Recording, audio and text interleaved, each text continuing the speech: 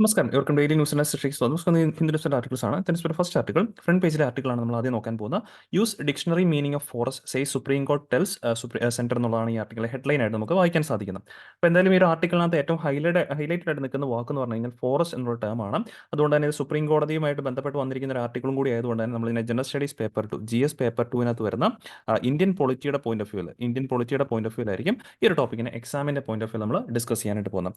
അപ്പോൾ ആദ്യം ഞാൻ ഇതിന്റെ ബാക്ക്ഗ്രൗണ്ട് ഞാൻ പറഞ്ഞുതരാം. കാരണം ആ ബാക്ക്ഗ്രൗണ്ട് മനസ്സിലാക്കി കഴിഞ്ഞാൽ നമുക്ക് ഈ ഒരു ആർട്ടിക്കിളിനെ വ്യക്തമായിട്ട് മനസ്സിലാക്കി മുന്നോട്ട് പോകാൻ സാധിക്കുകയുള്ളൂ. കഴിഞ്ഞ വർഷം ബേസിക്കലി 2023 അവസാനമാകാറ് ആ ഒരു ടൈം പീരീഡ് ആയപ്പോഴേക്കും ഗവൺമെന്റ് നമ്മുടെ ഫോറസ്റ്റ് കൺസർവേഷൻ ആക്ട്, ഇവിടുത്തെ നമ്മുടെ രാജ്യത്തെ ഫോറസ്റ്റുകളൊക്കെ തന്നെ കൺസർവ് ചെയ്യുന്ന നിയമമാണ് ഫോറസ്റ്റ് കൺസർവേഷൻ ആക്ട് 1980. അപ്പോൾ ഈ ഫോറസ്റ്റ് കൺസർവേഷൻ ആക്ടിനകത്ത് ഒരുപാട് അമെൻമെന്റ്സ് ലാസ്റ്റ് ഇയർ 2023 ഗവൺമെന്റ് കൊണ്ടുവന്നിട്ടുണ്ടായിരുന്നു. ആ ഒരു അമെൻമെന്റിനെ ചോദ്യം ചെയ്തുകൊണ്ട് സുപ്രീം കോടതിയിൽ വന്ന പെറ്റീഷൻസ് കഴിഞ്ഞ ദിവസം ഈ പറഞ്ഞ സുപ്രീം കോടതിയിൽ ചീഫ് ജസ്റ്റിസ് ഹെഡ് ചെയ്ത ഒരു ബെഞ്ച് കേൾക്കുകയും അതിന്റെ പറഞ്ഞ പോലെ ആ ഒരു ബാക്ക്ഗ്രൗണ്ടിൽ വന്നൊരു വെർഡിക്റ്റ് ആണ് use dictionary meaning of forest size supreme court എന്നുള്ള രീതിയിലേക്ക് ആർട്ടിക്കിൾ വന്നിരിക്കുന്നത്. എന്താണ് ഇങ്ങനെ സുപ്രീം കോടതി പറയാൻ കാരണം എന്ന് ചോദിച്ചു കഴിഞ്ഞാൽ ഈ ഫോറസ്റ്റ് കൺസർവേഷൻ ആക്ട് 1980 ആദ്യം തന്നെ എന്തിനാണ് നമ്മളിങ്ങനെ ഒരു ഫോറസ്റ്റ് കൺസർവേഷൻ ആക്ട് 1980 വന്നതെന്ന് ചോദിച്ചു കഴിഞ്ഞാൽ ആ പേര് തന്നെ നമുക്ക് മനസ്സിലാക്കാൻ പറ്റും. നമ്മുടെ രാജ്യത്ത് ഈ പറഞ്ഞ പോലെ ഡീഫോറസ്റ്റേഷൻ പരിപാടികളൊക്കെ തടയാനായിട്ടും അല്ലെങ്കിൽ ഈ പറഞ്ഞ പോലെ എക്കോളജിക്കൽ ബാലൻസ് ക്രിയേറ്റ് ചെയ്യാനായിട്ടും മോറോവർ അഫോറസ്റ്റേഷൻ പ്രോഗ്രാംസ് കൂടുതൽ നടപ്പാക്കാൻ വേണ്ടിയിട്ടൊക്കെയാണ് ഈ ഫോറസ്റ്റ് കൺസർവേഷൻ ആക്ട് 1980 കൊണ്ടുവന്നത്. എല്ലായ്പ്പോഴും നമുക്കറിയാവുന്നതാണ് ഈ എൻവയോൺമെന്റൽ പ്രൊട്ടക്ഷനും അതേപോലെ ഡെവലപ്മെന്റും ഈ പറഞ്ഞ പോലെ പലപ്പോഴും നേർ വരാറുണ്ട്. ഇപ്പോൾ നമ്മൾ ഡെവലപ്മെന്റിന് വേണ്ടിയിട്ട് കൂടുതൽ മുന്നോട്ട് പോകുമ്പോഴേക്കും അത് ഈ പറഞ്ഞ പോലെ എൻവയോൺമെന്റിനെ ബാധിക്കുന്ന രീതിയിലേക്കൊക്കെ പോകാൻ സാധ്യതയുണ്ട്. എന്നാൽ എൻവയോൺമെന്റ് ഓവറായിട്ട് നമ്മൾ പ്രൊട്ടക്ട് ചെയ്യാൻ പോകുമ്പോഴേക്കും ഡെവലപ്മെന്റിനെയും അത് ബാധിക്കാനുള്ള സാധ്യതയുണ്ട്. ഏറ്റവും നല്ലത് ഇൻ ഹാൻഡ് ആയിട്ട് പോകുന്നതായിരിക്കും. ഈ പറഞ്ഞ പോലെ രണ്ട് രീതിക്കും പ്രശ്നമില്ലാതെ മുന്നോട്ട് പോകുന്നതാണ് ഏറ്റവും നല്ലത്. എന്തായാലും ഗവൺമെന്റ് ഈ പറഞ്ഞ റീസെന്റ് അല്ലെങ്കിൽ ആ കഴിഞ്ഞ വർഷം ഈ പറഞ്ഞ പോലെ കൊണ്ടുവന്ന ആ ഒരു ഫോറസ്റ്റ് കൺസർവേഷൻ ആക്ട് 1980 അത് കൊണ്ടുവന്ന അമെന്റ്മെന്റുകൾ വായിക്കുമ്പോഴേക്കും അല്ലെങ്കിൽ അതിനകത്ത് സർട്ടൺ സെക്ഷൻസ് വായിക്കുമ്പോഴേക്കും ഫോറസ്റ്റ് എന്നുള്ള ഏരിയയ്ക്ക് ഈ പറഞ്ഞ പോലെ ഡൈല്യൂഷൻ കൊണ്ടുവന്നതായിട്ട് ഇതിനകത്ത് പെറ്റീഷനേഴ്സ് ആ കേസ് ഫയൽ ചെയ്ത ആളുകൾ പറയുകയുണ്ടായി. മീൻസ് ആ ഫോറസ്റ്റ് എന്നുള്ള ഏരിയയ്ക്ക് ശരിക്കും പറഞ്ഞാൽ ഫോറസ്റ്റ് എന്നുള്ളതിന് ഒരു ക്ലിയർ കട്ട് ഡെഫിനിഷൻ നമുക്ക് ഒരിടത്തും കൊണ്ടുവന്നിട്ടില്ല. അത് ഓരോ ടൈം പീരിയൽ ഇതുപോലുള്ള ഓരോ നിയമങ്ങളിലാണ് നമ്മൾ പറയുന്നതാണ് ഇന്ന ഇന്ന ഏരിയാസിനെയാണ് നമ്മൾ ഫോറസ്റ്റ് ആയിട്ട് ഡിക്ലെയർ ചെയ്തിട്ട് പ്രൊട്ടക്ട് ചെയ്യാൻ പോകുന്നത്. അപ്പോൾ ഈ റീസെന്റ് വന്ന ഈ അമെന്റ്മെന്റിനകത്ത് ഫോറസ്റ്റ് ഏരിയയ്ക്ക് ഒരുപാട് ഈ പറഞ്ഞ പോലെ ഡൈല്യൂഷൻസ് കൊണ്ടുവന്നിട്ടുണ്ടെന്നും അത് ഈ പറഞ്ഞ പോലെ ഇവിടെ ഡീഫോറസ്റ്റേഷൻ ആക്ടിവിറ്റീസ് വീണ്ടും വർദ്ധിക്കാൻ ഇടയാക്കും എന്നുള്ള രീതിയിൽ ചോദ്യം ചെയ്തുകൊണ്ടാണ് പെറ്റീഷനേഴ്സ് ഇപ്പോൾ സുപ്രീം കോടതിയിൽ കേസ് ഫയൽ ചെയ്തത്. ആ കേസിൽ മേലാണ് സുപ്രീം കോടതി ഇപ്പോൾ വെർഡിക്റ്റ് പറഞ്ഞിരിക്കുന്നത്.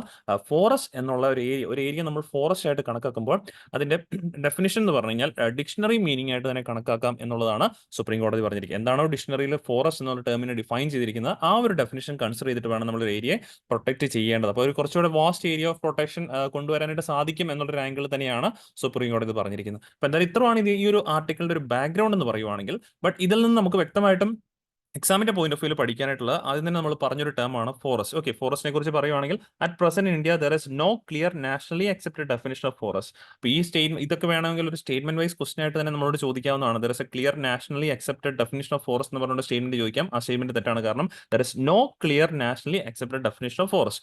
ഓരോരോ നിയമങ്ങളിനകത്ത് പറയുന്ന ഒരു അടിസ്ഥാനത്തിലാണ് ഇപ്പോൾ നിലവിൽ നമ്മൾ ഈ ഫോറസ്റ്റ് എന്നുള്ള ടേമിനെ കണക്കാക്കി മുന്നോട്ട് പോകുന്നത്. And States are responsible for determining the definition of forest. കാരണം നിലവിലെ ഡെഫിനിഷൻ ഓഫ് ഫോറസ്റ്റുമായിട്ട് ബന്ധപ്പെട്ട ഡിറ്റർമിനേഷൻ കൊടുക്കാനുള്ള റെസ്പോൺസിബിലിറ്റി സ്റ്റേറ്റ്സിനുള്ളത്.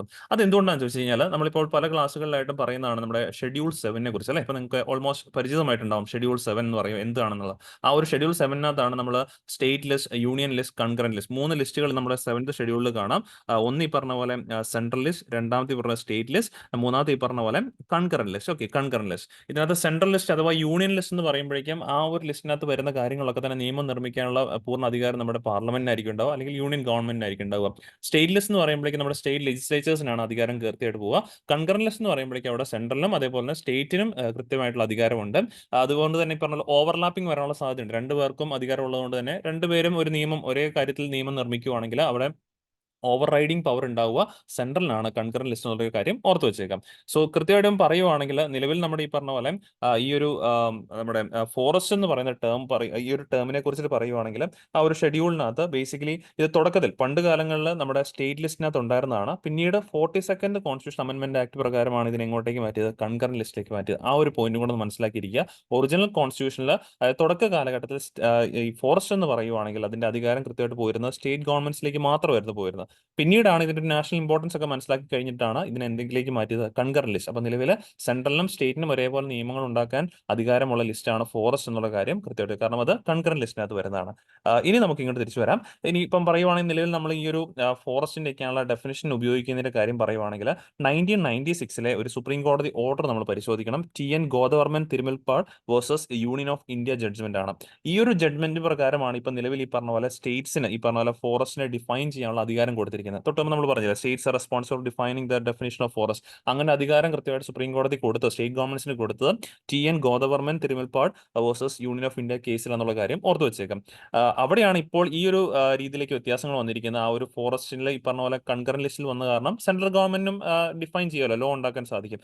അങ്ങനെയാണ് പുതിയ ആ ഒരു ഫോറസ്റ്റ് കൺസർവേഷൻ ആക്ട് 1980 അമെന്റ്മെന്റുകൾ സെൻട്രൽ ഗവൺമെന്റ് കൊണ്ടുവന്നു.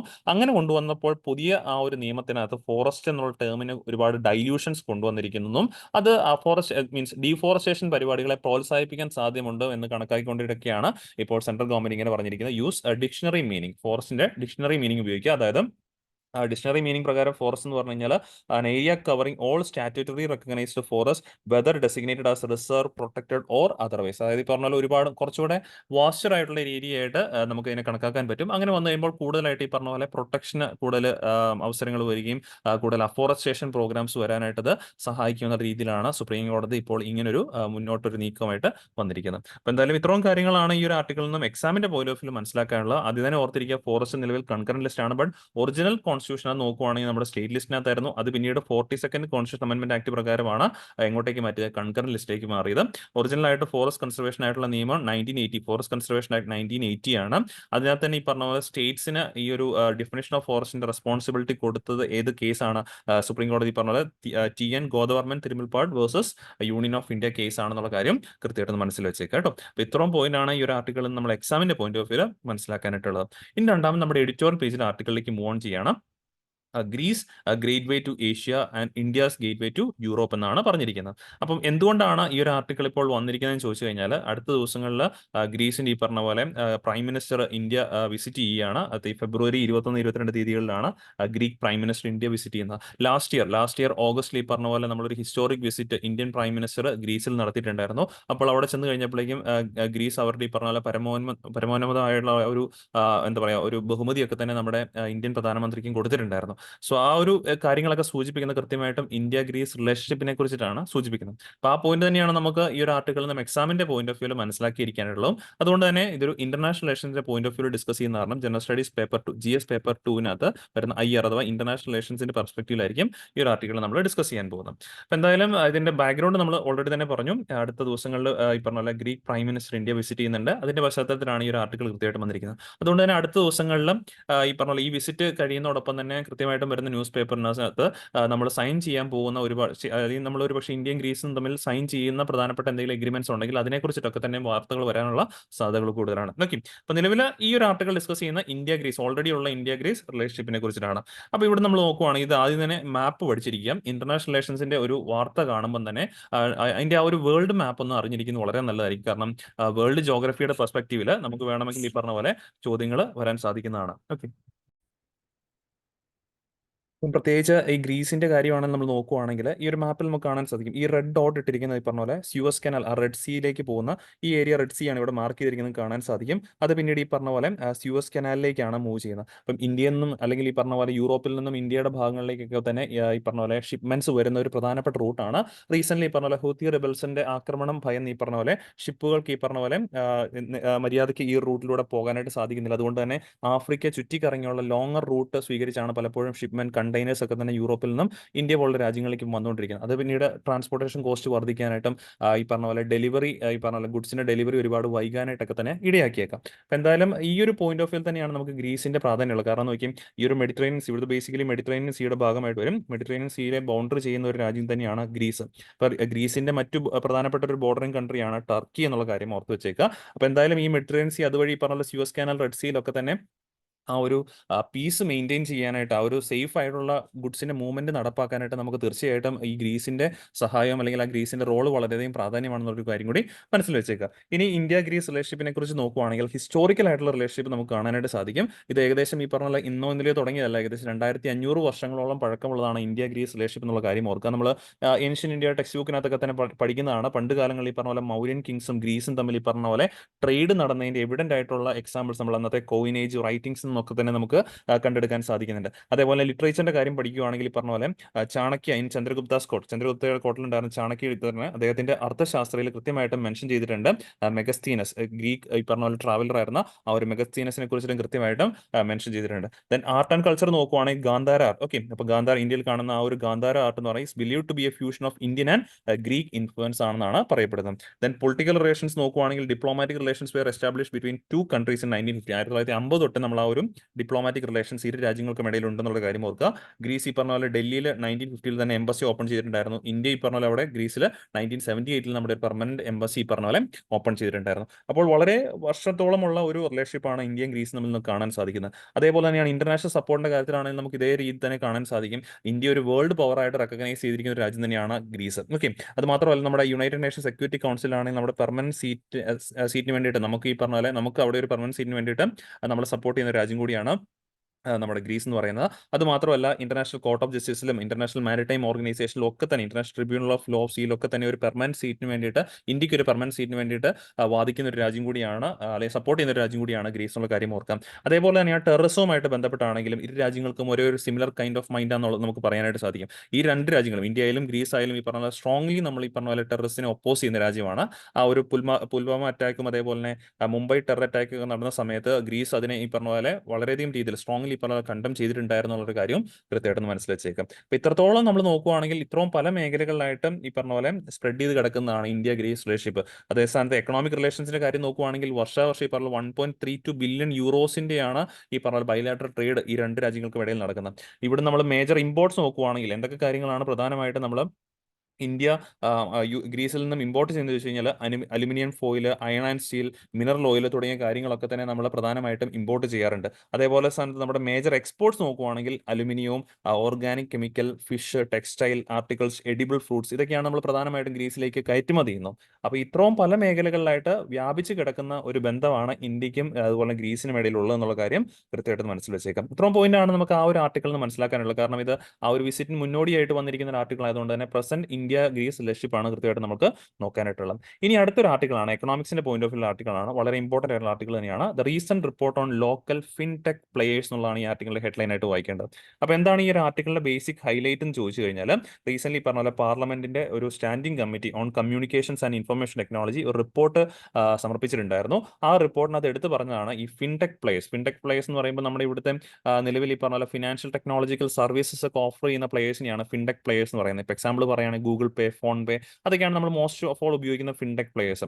അപ്പോൾ അത്തരത്തിലുള്ള ഫിൻടെക് പ്ലേയേഴ്സ് ഒക്കെ തന്നെ നമ്മൾ നോക്കി കഴിഞ്ഞപ്പം നമ്മുടെ ഈ ഒരു ഫിനാൻഷ്യൽ ടെക്നോളജി ആ മേഖലകളിൽ, അതായത് ഒരു ആപ്ലിക്കേഷൻസ് ഒക്കെ ഉപയോഗിച്ചിട്ട് നമുക്ക് ഫിനാൻഷ്യൽ സർവീസ് നൽകുന്ന ഈ പറഞ്ഞ പോലെ സർവീസ് പ്രൊവൈഡേഴ്സിനെയാണ് ഈ ഫിൻടെക് പ്ലേയേഴ്സ് എന്ന് പറയുന്നത്. ഫോൺ പേ, ഗൂഗിൾ പേ, അതേപോലെ ഈ പറഞ്ഞ പോലെ ബിം ആപ്പ്, ഇങ്ങനെ ഒരുപാട് പ്ലേയേഴ്സ് നമുക്ക് ആ ഒരു രംഗത്തുണ്ട്. ബട്ട് ഇതിൽ നോക്കുവാണെങ്കിൽ ഏറ്റവും കൂടുതൽ ഓൾമോസ്റ്റ് 80+% ഷെയറും കൈയടക്കി വെച്ചിരിക്കുന്ന രണ്ട് കമ്പനികളാണ് ഫോൺ പേയും, അതിനകത്ത് ഏറ്റവും ഫസ്റ്റ് വരുന്ന ഫോൺ പേയും രണ്ടാമത്തെ ഗൂഗിൾ പേ ആണ്.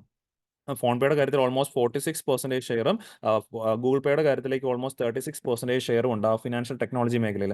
ഇവർ രണ്ടുപേരും കൂടെ ചേരുമ്പോഴേക്കും ഓൾമോസ്റ്റ് ആ ഒരു 80+% നമുക്ക് പറയാനായിട്ട് സാധിക്കും. ഈ രണ്ട് കമ്പനികളും ബേസിക്കലി ഫോൺ പേ ആയാലും അതിൽ ഈ പറഞ്ഞ ഗൂഗിൾ പേ ആയാലും ഒരു ഫോറിൻ ബേസ്ഡ് ആയിട്ടുള്ള കമ്പനീസ് ആണ്. ഫോൺ പേയുടെ കാര്യത്തിൽ വോൾമാർട്ട് ആണ് അതിന്റെ ബേസിക് ആയിട്ടുള്ള പ്രൊവൈഡർ ആയിട്ട് ആക്ട് ചെയ്യുന്നത്. അപ്പോൾ ഈ രണ്ട് വിദേശ സ്പോൺസേഡ് ആയിട്ടുള്ള ഫിൻടെക് പ്ലേയേഴ്സ് ആണ് ഇന്ത്യയിലെ ബഹുഭൂരിപക്ഷം ഫിനാൻഷ്യൽ മേഖലകളിലും ഫിനാൻഷ്യൽ ആ ഒരു ടെക്നിക്കൽ മേഖലകളിൽ കൈകാര്യം ചെയ്യുന്നത്. അതുകൊണ്ട് തന്നെ ഇവരിലൂടെ നടക്കുന്ന ട്രാൻസാക്ഷൻസിന്റെ ഡേറ്റ എത്രത്തോളം ഈ പറഞ്ഞ പോലെ സുരക്ഷിതമാണ് നമുക്ക് ഉറപ്പ് പറയാനായിട്ട് പറ്റത്തില്ല. കാരണം ഇത് വിദേശ കമ്പനി ആയതുകൊണ്ട് തന്നെ മൾട്ടിപ്പിൾ ലൊക്കേഷൻസിൽ ഇവരുടെ ഈ പറഞ്ഞ പോലെ ഡേറ്റാസ്, ഈ പറഞ്ഞ പോലെ സെർവറിൽ ഡേറ്റകൾ സ്റ്റോർ ചെയ്ത് വെക്കുന്നുണ്ടാവും. അതുകൊണ്ട് തന്നെ ഈ പറഞ്ഞ പോലെ നമ്മുടെ ഇവിടുന്ന് സ്വീകരിക്കുന്ന ഫിനാൻഷ്യൽ ഡേറ്റാസ് ലീക്ക് ആകുന്നുണ്ടോ തുടങ്ങിയ കാര്യങ്ങളിൽ നമുക്ക് കുറച്ചുകൂടി ഉറപ്പ് വരുത്തണം എന്നുള്ളൊരു ആംഗിളാണ് ഈ ഒരു ആർട്ടിക്കിളിനകത്ത് പ്രധാനമായിട്ടും പറഞ്ഞു വെച്ചിരിക്കുന്നത്. ആ ഒരു കൺസേൺ ആണ് പ്രധാനമായിട്ടും ഈ ഒരു ആർട്ടിക്കിളിനകത്ത് പറഞ്ഞു വെച്ചിരിക്കുന്നത്. ഇവിടെ നോക്കിയാൽ ഫിൻടെക് റെവല്യൂഷൻ എന്ന് പറഞ്ഞാൽ refers to idea that things that were done in banks can now be done by new kinds kinds of technology driven forms. അതായത് നമ്മൾ പണ്ട് കാലങ്ങളിൽ ബാങ്കിൽ പോയി ഇപ്പം നമ്മൾ ഒരു അക്കൗണ്ടിൽ നിന്ന് മറ്റൊരു അക്കൗണ്ടിൽ ഇപ്പോൾ വേറൊരാൾക്ക് പൈസയ്ക്ക് അയച്ചു കൊടുക്കാനായിട്ടാണെങ്കിൽ നമ്മൾ ബാങ്കുകളിൽ പോകുന്നത് വളരെ കുറവായിരിക്കും. കൂടുതൽ ഈ പറഞ്ഞ ഫോൺ പേ അല്ലെങ്കിൽ ഗൂഗിൾ പേ ആപ്പുകളൊക്കെ ഉപയോഗിച്ച് നമുക്ക് അക്കൗണ്ടിലേക്കൊക്കെ തന്നെ ട്രാൻസ്ഫർ ചെയ്ത് കൊടുക്കാൻ പറ്റും. ഫീസും കാര്യങ്ങളൊക്കെ അടയ്ക്കാൻ പറ്റും. അതേപോലെ തന്നെ ടിക്കറ്റുകൾ ബുക്ക് ചെയ്യാം. അങ്ങനെ പല രീതിയിൽ നമ്മൾ ഈ പറഞ്ഞ പോലെ ഇന്നിപ്പോൾ പല കാര്യങ്ങളും നമുക്ക് ഈ ഫോൺ ആപ്പുകൾ ഉപയോഗിച്ച് ചെയ്യാൻ പറ്റുന്നുണ്ട്. അതുകൊണ്ട് തന്നെ ബാങ്കിലേക്ക് വരുന്ന കസ്റ്റമേഴ്സിന്റെ എണ്ണത്തിനാണെങ്കിലും വളരെ രീതിയിൽ കുറവ് വന്നിട്ടുണ്ട്. അപ്പോൾ ഇത്തരത്തിലുള്ള ഈ പറഞ്ഞ പോലെ കാര്യങ്ങൾ നടത്തി നൽകുന്ന റവല്യൂഷനെയാണ് നമ്മൾ ഫിൻടെക് റവല്യൂഷൻ എന്ന് പറയുന്നത്. എസ്പെഷ്യലി ബാങ്കുകൾ മുഖാന്തരം ഇപ്പം ക്യാഷ് അടയ്ക്കാനായിട്ട് അല്ലെങ്കിൽ ഡിപ്പോസിറ്റ് ചെയ്യാനായിട്ട് അങ്ങനെയുള്ള കാര്യങ്ങളൊക്കെ തന്നെ ഇപ്പോൾ ആപ്പുകൾ മുഖാന്തരം നമുക്ക് ചെയ്യാനായിട്ട് സാധിക്കുന്നുണ്ട്. സോ ഇങ്ങനെയുള്ളതിനെയാണ് നമ്മൾ ഫിൻടെക് റവല്യൂഷൻ എന്ന് ബേസിക്കലി പറയുന്നത്. അപ്പോൾ ഈ ഫിൻടെക് റവല്യൂഷൻസിന്റെ ബേസിക് ബെനിഫിറ്റ്സ് നമ്മൾ അറിഞ്ഞിരുന്നേക്കുക. ഉദാഹരണം പറയുവാണെങ്കിൽ നമ്മുടെ ബെറ്റർ ആയിട്ടുള്ള ഫിനാൻഷ്യൽ ആയിട്ടുള്ള ഈ പറഞ്ഞ പോലെ സർവീസസ് പ്രൊവൈഡ് ചെയ്യാൻ സാധിക്കുന്നുണ്ട്. ടൈം ഒപ്റ്റിമൈസേഷൻ അല്ലേ, നമ്മൾ ബാങ്കിൽ പോയി വിസിറ്റ് ചെയ്ത് ആ ഒരു വിലപ്പെട്ട നമ്മുടെ സമയം കളയേണ്ട കാര്യമില്ല. ഇപ്പോൾ വീട്ടിൽ തന്നെ ഇരുന്നാണെങ്കിലും ഏത് സമയം നേരത്തെ ഈ പറഞ്ഞ ഒരു വ്യക്തിയിലേക്ക് നമുക്ക് പൈസ അയച്ചു കൊടുക്കണമെങ്കിൽ ആ ബാങ്കിങ് സമയത്ത് തന്നെ ചെന്നാലേ കാര്യം ഉണ്ടായിരുന്നുള്ളൂ. പക്ഷേ ഇപ്പോൾ അങ്ങനത്തെ ആവശ്യമില്ല. നമുക്ക് ഏത് സമയത്തും ഈ പറഞ്ഞ ഏത് ടൈമിൽ ഈ പറഞ്ഞ പോലെ ഒരു വ്യക്തിയിൽ നിന്നും മറ്റൊരു വ്യക്തിയിലേക്ക് ഈ പറഞ്ഞ പോലെ പൈസ നമുക്ക് ട്രാൻസ്ഫർ ചെയ്ത് കൊടുക്കാനായിട്ട് സാധിക്കും. സോ ടൈം ഒപ്റ്റിമൈസേഷൻ ചെയ്യാൻ പറ്റും. സേവ് ഓപ്പറേഷണൽ കോസ്റ്റുകൾ നമുക്ക് സേവ് ചെയ്യാൻ സാധിക്കും. അത് കോസ്റ്റ് സേവ് ചെയ്യാൻ പറ്റുന്നുണ്ട്. മോർ റെസ്പോൺസീവ് ടു കസ്റ്റമേഴ്സ് ആണ്. Lower fees compared to conventional banking ചാർജിന് അത്രയും തന്നെ വരുന്നില്ല ഇവിടെ ഈ സർവീസ് ചാർജ് ആയിട്ട്. ദെൻ പീപ്പിൾസ് പാർട്ടിസിപ്പേഷൻ നമുക്ക് വളർത്തിയെടുക്കാൻ സാധിച്ചു. Ease of access to capital.